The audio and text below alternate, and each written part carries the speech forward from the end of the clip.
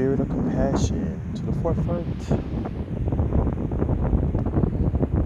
I have lived long enough to realize that what's most vital in your own life is always being in tune with yourself, to not lose yourself for the sake of following anyone else's agenda or appeasing others, to value others' perception of you over your own self. Because once you allow others to dictate how you live, you lose yourself more. You become even more unhappy. And I don't think anyone deserves to feel like they need to be corrected by someone else. So I feel like a lot of these paths that we are presented throughout life is nothing more than just a path you can take, that if it resonates with you. But at the same time, we should respect others' paths in their life, as long as it's not impeding and forcing you upon another person. It's okay. It really is okay. Learning from each other is okay as well. You can take bits and pieces from other forms of teaching and apply it to your own life. But know that you're not mandated to stay in that path if it's not really for you. You have the ability to create your own path, to live your own life the way that you see fit and feel that it's the best fit for you. This is why it's vital to have your own connection to source of creation, to God, to know and feel unconditional love, and know that you are a growing being having a human experience. You're a spiritual being having a human experience. You're not expected to be perfect. You should be expected to just live and to learn and grow on your path. I feel that some people have gotten too dependent on what other men or women or anyone, especially people of the past, telling them how they should live their life. Some people have become obsessed with trying to fulfill a prophecy created by another man. They're obsessed with trying to bring that to fruition, forcing it. And that what makes it foolish. It's a fallacy to try to orchestrate things, to implement something to manifest into this reality, when in turn it's no one's job really to bring about something that is probably not meant to happen anyway. It's nothing more than a prediction. But to try to force it is another, because you're going against the design, the nature of things, or how it would naturally unfold. And you're thinking you have the authority to make it happen, or groups of people thinking they have the authority to make it happen, when all you have to really worry about is what you're doing on your path, and letting things operate as it should. I just think that some people are adamant on trying to make something happen that is not meant to happen,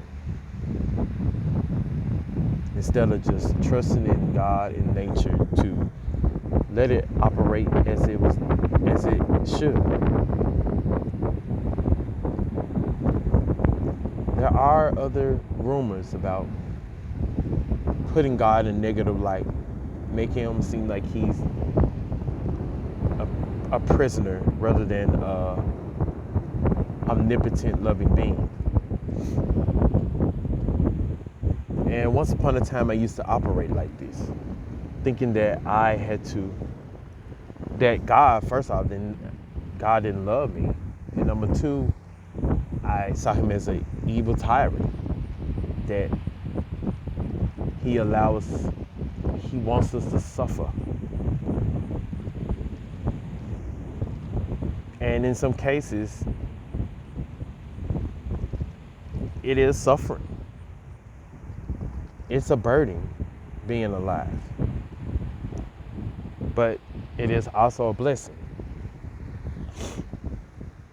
because you learn and grow and realize your true potential and power. That's why I say it's vital to have your connection, because you won't be so easily swayed by anyone's propagandas or agendas, and you have better discernment. You do not need necessarily any human being's interpretation of God. All you have to really do is connect with them within yourself and around you. And then you will have your answers eventually through your life's experiences, through the exposure of these different people, different perspectives, doctrines included, scriptures, from all aspects and sides.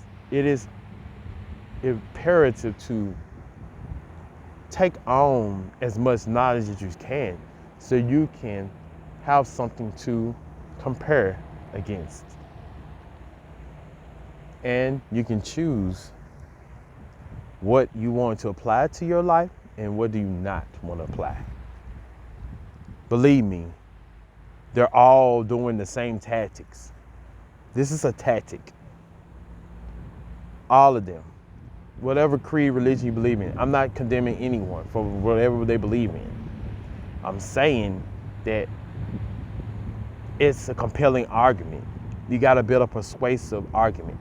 So how will you do that? You got to ground up, collect information, because the average person is dependent on someone else to tell them what to do. So how they're going to build a validation? Through history,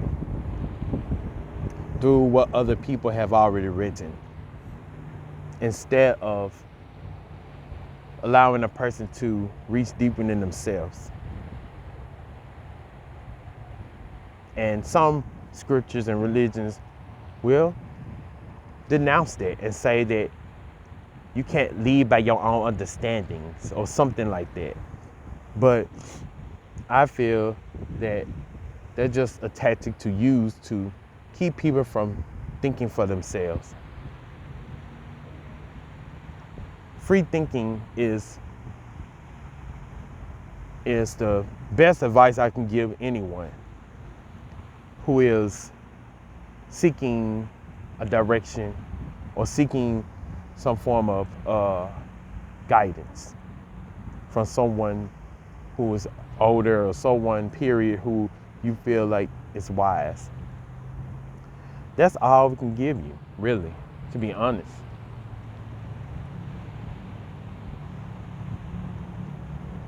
Learn as much as you learn, be a free thinker. And over time, your discernment will get stronger. especially once you have your own individual connection to God. That is very important. Observing nature is very important. That tells you the functions of life itself, the duality of everything. If you observe it long enough and incorporate it into your life, you will see God and understand more or less how God operates, the divinity of it all. So I think that's all I have. I know this is long, but I just had to say all this because I feel like it's vital, it's necessary to say. Guys, have a good day.